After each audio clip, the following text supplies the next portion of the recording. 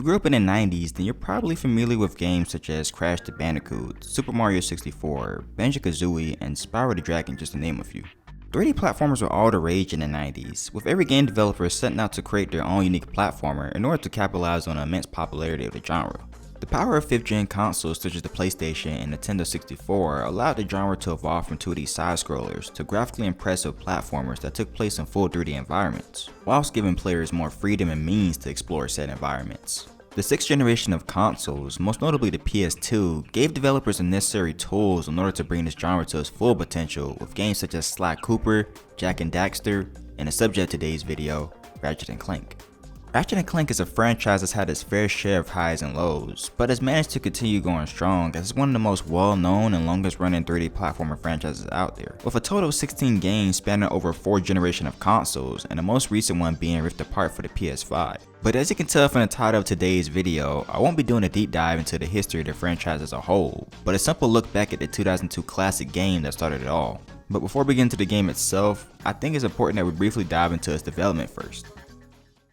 Before finishing development on their latest game, Spyro Year of the Dragon, Insomniac began planning for their first PS2 project, which would move away from brighter colors and cartoony characters in favor of a much deeper and mature story. The reason behind this was that their target audience of gamers were getting older and playing more mature games, so they sought to create something to appeal to their ever-changing demographic. The first of their PS2 projects was a game called I-5, since it was the 5th game they began developing, and another by the name of Girl with a Stick, since it featured a female protagonist who used a stick as a weapon against enemies.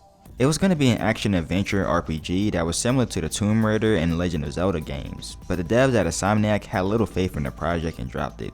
After more contemplation, the team decided to return to platformers since it was what they did best and began development on what would eventually become Ratchet & Clank.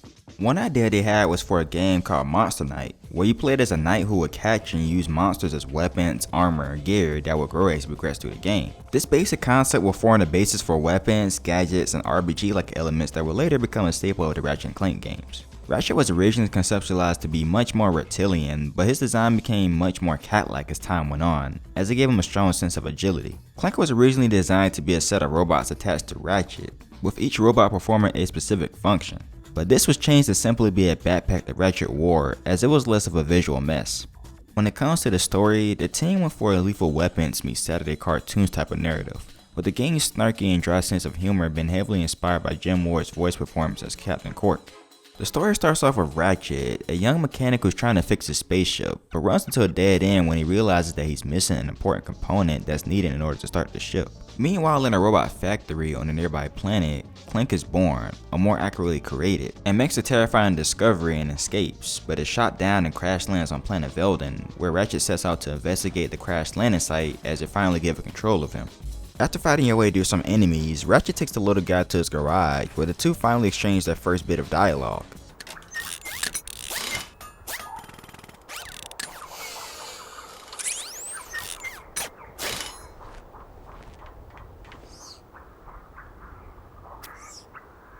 Interesting. Yay! You're quite handy with your wrench.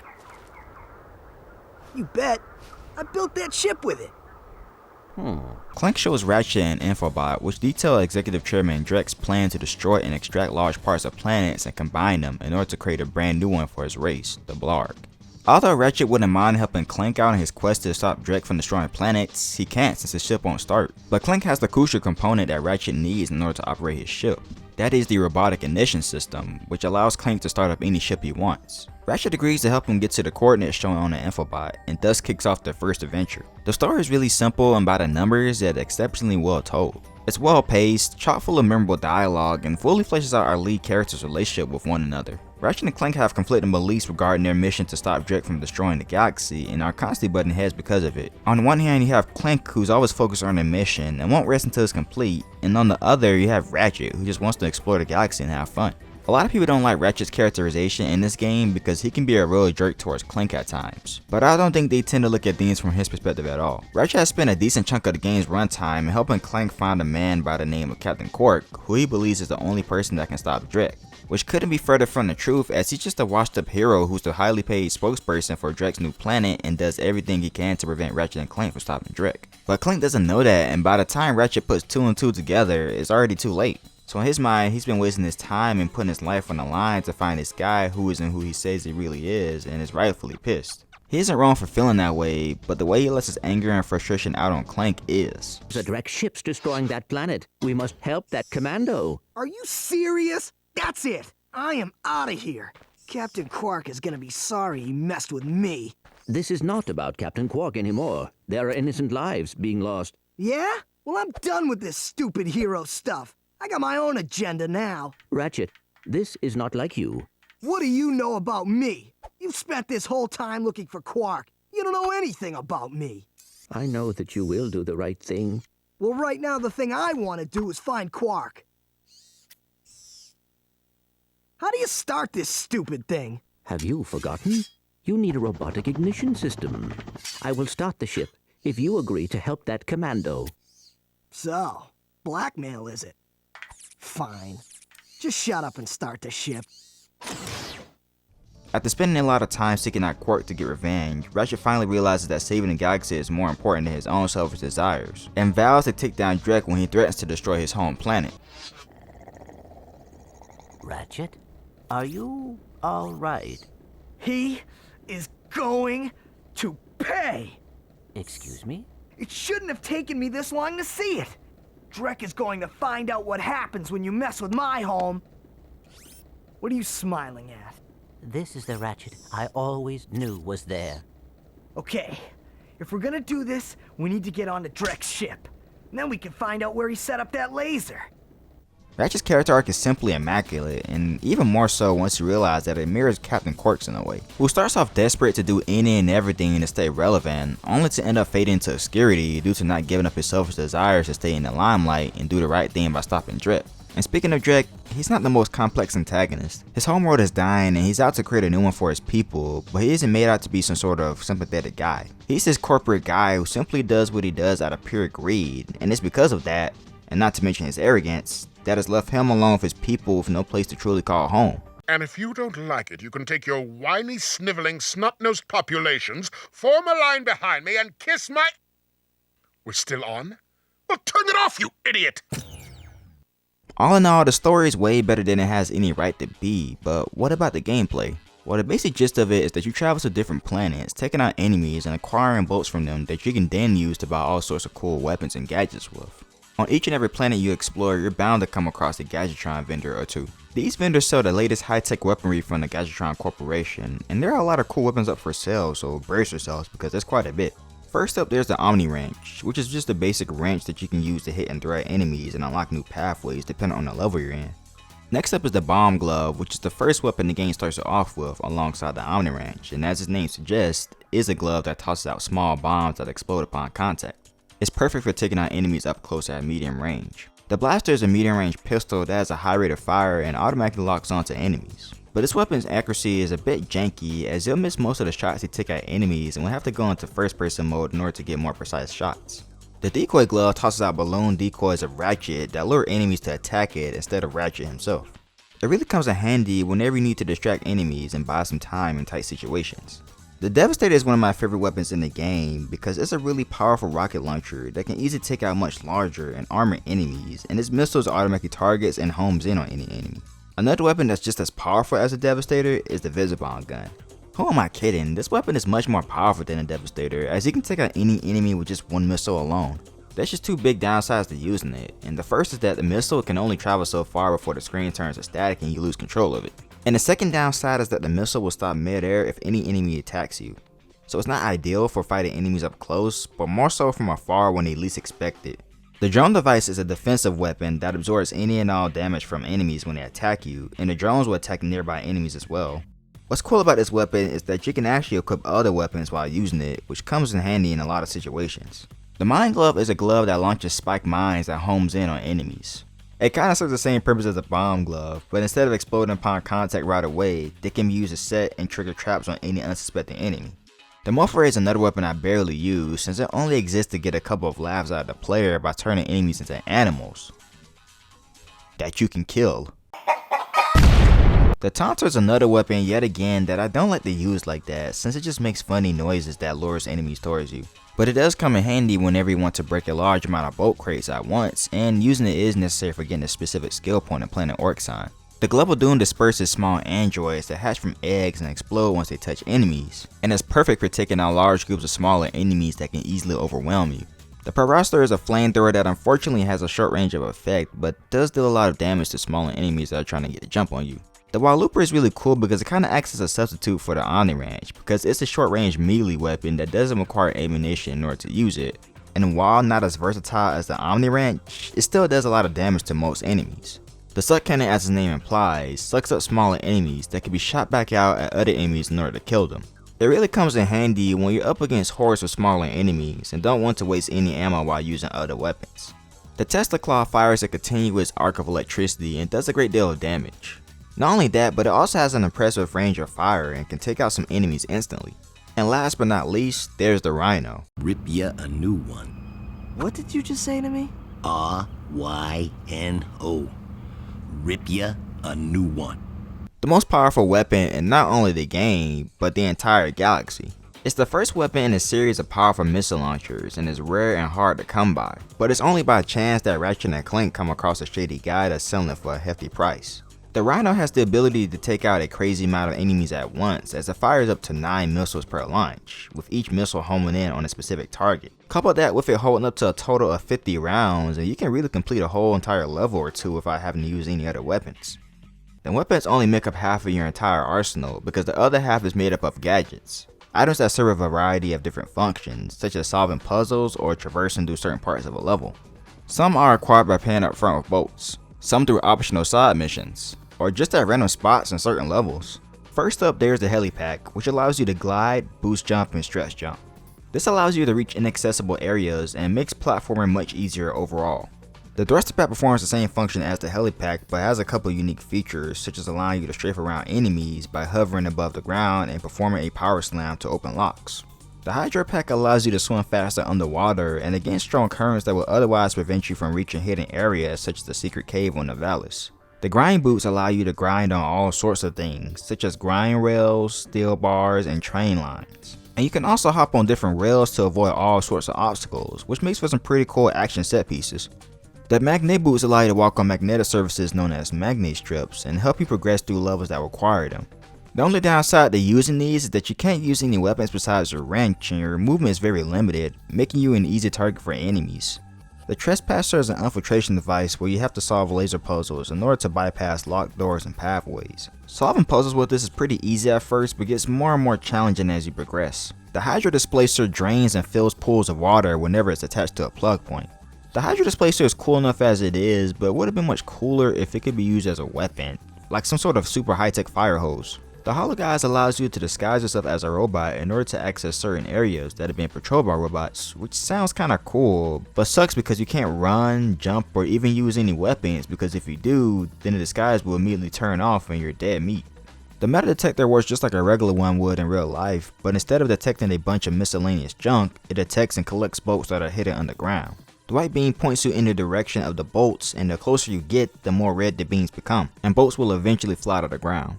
I really like this gadget despite its simplicity, because you're able to scrounge extra bolts in each and every level, and you don't have to randomly equip it and guess where the bolts are, because an icon will appear in the bottom right corner of the screen whenever you're in an area that has hidden bolts, and there are plenty to find everywhere you go. With the swing shot, you're able to hook onto targets and swing around levels like your Spider-Man. Targets usually come in two different variants. Green, where the swing shot instantly latches onto the target, pulling you in its direction, and yellow, where you're able to swing around and control your movement while you're in the air. The O2 mask is a gadget that plays a significant role in the gameplay, as it allows you to swim underwater without having to worry about running out of oxygen and explore whole entire levels that would easily kill Ratchet. The pilot helmet also plays a significant role, as it allows you to pilot block fighter jets in order to engage in aerial combat and is needed in order to progress through certain levels. And last but not least, there's the Sonic Summoner, my personal favorite gadget. In some levels, you might come across a small antenna that's sticking out of the ground, and by wearing the Sonic Summoner, you can summon a small alien known as a sandmouse that follows you and shoots enemies with rapid fire bullets that deal a lot of damage. I like these guys because they're solid companions that'll take out any and everything standing in your way. I just wish they were able to stick around a bit longer, because they always tend to disappear after they've taken out a certain amount of enemies.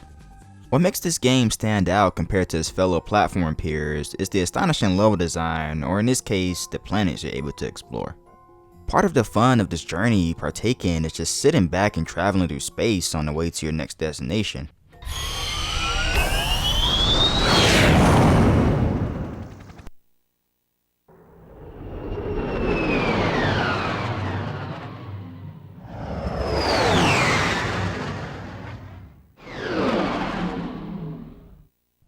And yes, I'm well aware of the fact that these sequences are loading screens in the skies, but they sure don't feel like it at all. This is because Insomniac used the same technology that Naughty Dog used to develop the first Jak and Daxter game that came out a year prior to Ratchet and Clank.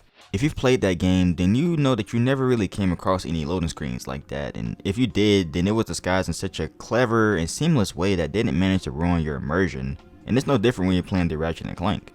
You got 14 planets along with 3 space stations that you're able to explore to your heart's content. Instead of being forced to follow one linear path on each planet, you're given multiple different paths to take, which will eventually lead you to something of value, whether it be a new weapon, gadget, or most importantly, an infobot. These little guys serve as a cool way of introducing new levels and are always filled with important information, often in the form of videos that pushes the plot forward in a lot of ways. And I like that you're showing Ratchet and Clank's reactions after watching these infobots. It's a nice touch because it makes them feel like actual characters instead of empty vessels that are going wherever the plot needs them to go. I also love how each planet has its own unique feel and set of characteristics that set them apart from each other. Like Rilgar with its amoeba infested streets and sewers.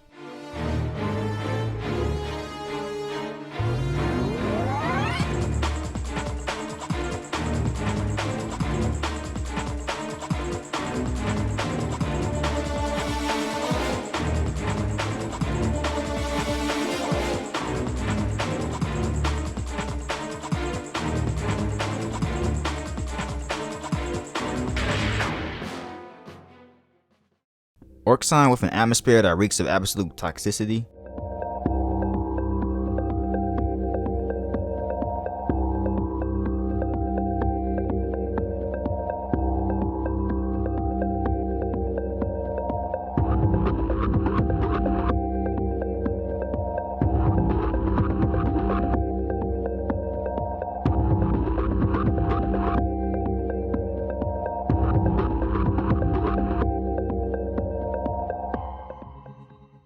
Or the Gemlik moon base, with the haunting vastness of space that makes you feel uneasy, yet at total peace at the same time.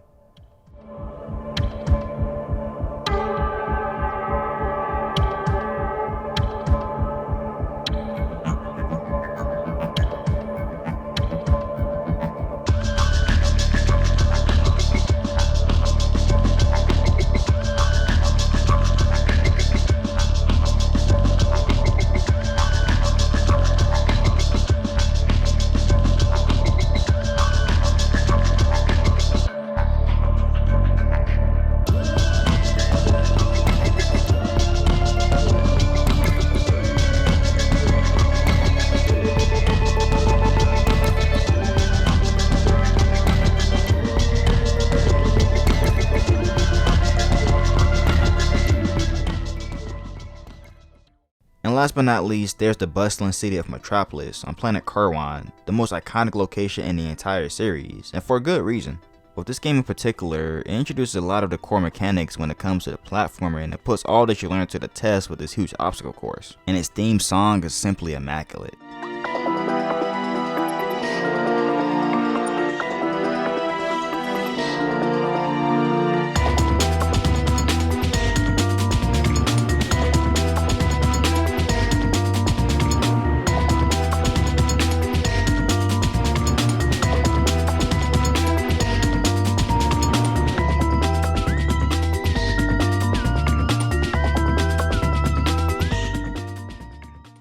During your journey, you'll often come across many one-off characters who will offer you help, but always at some sort of cost. In this galaxy, everybody's a greedy opportunist who is looking out for no one else but themselves. Giving your hard-earned votes to some is fine, others, not so much. But come across zany individuals like these really does a lot in the grand scheme of things, and that it makes the galaxy feel like this huge place that's really brimming with lots of life.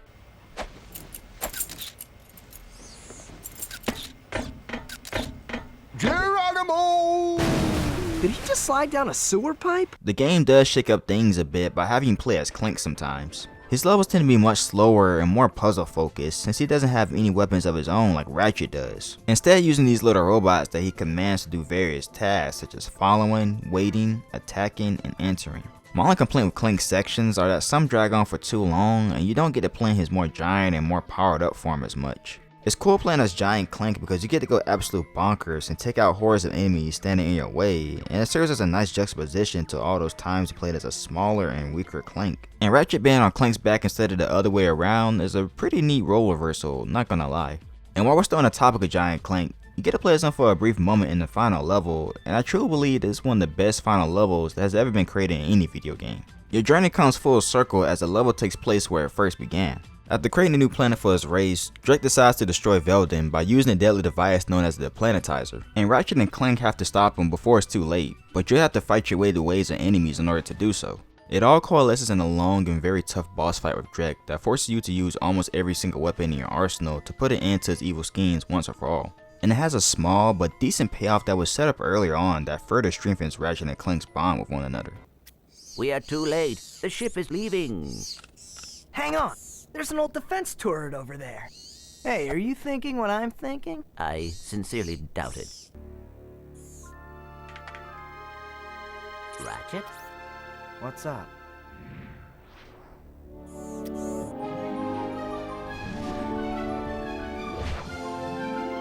You know, this time I am thinking what you're thinking. You'll have to participate in a couple of different minigames at certain points throughout your journey, such as hoverboard racing and dogfights. Well, I don't really consider the latter to be a real minigame, since you don't really gain any real rewards from it, such as bolts, and you can't play it outside of certain missions. But the former, however, is a full-blown side activity that you can get into anytime. Hoverboard racing is exactly how it sounds.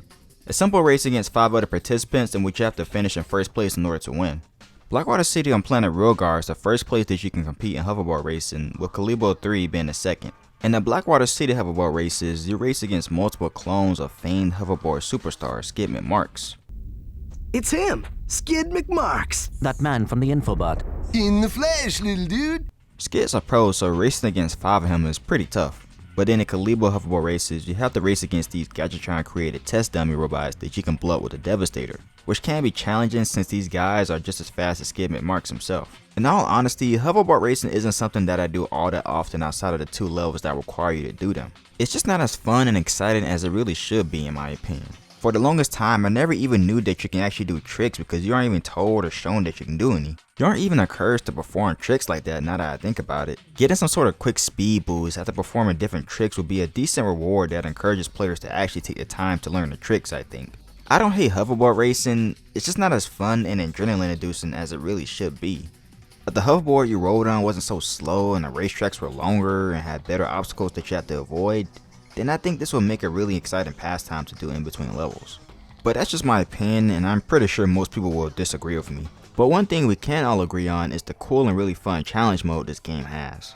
I wholeheartedly believe that part of a game's value lies in its replayability, and when it comes to Ratchet & Clank, the challenge mode makes an already good game into a really great one. After you beat the game for the first time, you'll be given the option to either go back in time to fight Drake again or start a new game with all the weapons and bolts you currently have. Choosing the latter is a no-brainer, as replaying the game with nearly your entire arsenal allows you to do a lot of things that you previously wouldn't have been able to do on your first go-around, such as saving up for the Rhino or exploring secret areas and finding gold bolts. You've most likely come across a couple of these in your first playthrough, but you won't find every single one of them since some aren't as easy to find as others. Getting gold bolts really shouldn't matter unless you're a completionist, but finding them is necessary in order to get gold weapons. You can find these bad boys via a hidden room on the Gemlick Moon base or through teleportation on Novalis. Gold weapons tend to cost a lot of bolts, with the most expensive ones costing 60,000 bolts along with 4 golden bolts. But it's well worth the money as they pack a lot more firepower than their regular counterparts. The gold Tesla Claw, for example, functions the same as its regular counterpart, but instead fires a green electric beam that can take out multiple enemies at once, making it one of the most effective weapons in the entire game to use by far.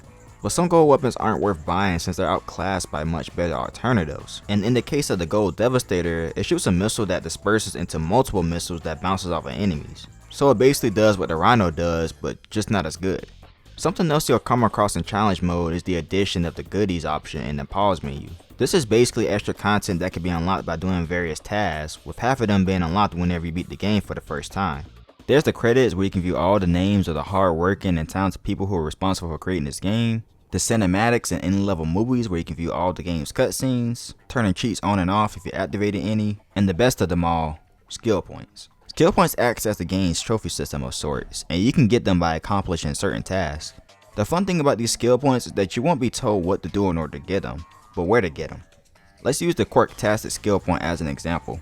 We know nothing about this skill point other than it's acquired in Metropolis City on planet Kerwan, but we do know that the word Quirktastic is often used by Captain Quark himself, and although we don't come across him face to face here, we do meet this robot that impersonates him. And it doesn't take a genius to figure out that blowing him up might get you some sort of reward, and of course, this earns us a skill point just as we expected. It may not sound like much, but it really does go a long way in encouraging players to play over and over until they've pretty much unlocked every single thing the game has to offer. Ratchet & Clank is not only a great game, but one of the best 3D platformers to come out of the 6th generation of gaming as a whole, and it does a lot of things right in order to set itself apart from its fellow platformer peers. Surprisingly detailed planets and other places that you can explore, lots of cool weapons and gadgets that you can use to take out all sorts of enemies and navigate throughout each level, and a catchy soundtrack and great story to tie it all together in one big ball of greatness. Ratchet & Clank also has this wide range kind of appeal where both kids and adults can get the same level of enjoyment out of it. Well, actually, traveling to different planets and exploring every nook and cranny of them while steadily building a strong arsenal of weapons and gadgets is a cool idea that anybody can get behind in all honesty. Insomniac really put their best foot forward and exceeded all expectations with this old gem, and the fact that a young gamer such as myself can still have a lot of fun playing it speaks volumes for how well it holds up. With that being said, this game isn't perfect and has a couple of flaws, with janky auto aiming making some weapons really frustrating to use and downright useless in certain situations. Another thing that bothers me is the weapon selection. You can only have 8 weapons and gadgets in your weapon wheel, which makes managing your arsenal a huge chore at times, because that's just not enough room to fit all the weapons and gadgets you really need in there. So you have to pause often just to equip a specific weapon or gadget if it isn't in your weapon wheel. And switching weapons in real time doesn't give you enough time to choose a weapon or gadget wisely. If anything, you'll be accidentally selecting the wrong weapon more than the right one most of the time. And not being able to properly strafe is another one of this game's biggest flaws. Well, technically you can strafe while using the thruster pack, but you're at an extreme disadvantage as you can't really defend yourself while doing so. The lack of real strafing mechanics makes facing off against enemies a tad bit more difficult, but not so difficult that it makes the game an absolute chore to get through. Ratchet is agile enough as it is, and with the help of Clank, whether it be due to the use of the heli pack or the thruster pack, you can dodge most if not all incoming attacks from enemies. I don't think any of these things bog down the game's overall experience in any way, they're just a handful of minor issues that fortunately do get fixed in the sequel. The reason I consider Ratchet & Clank to be quote unquote the birth of a PlayStation All-Star is because it felt like the beginning of something truly special and set the basic formula for which every game in the series going forward will follow. And it also stands as one of the PlayStation's most successful video game franchises to this day.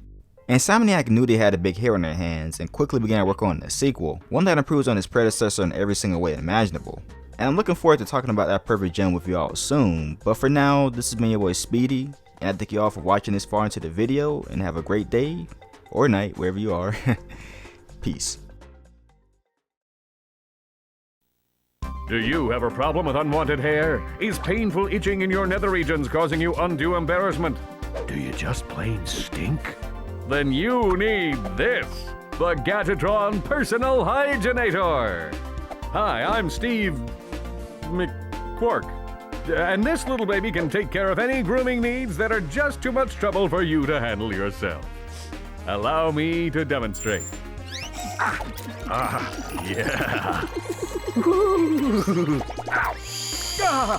Oh, mommy.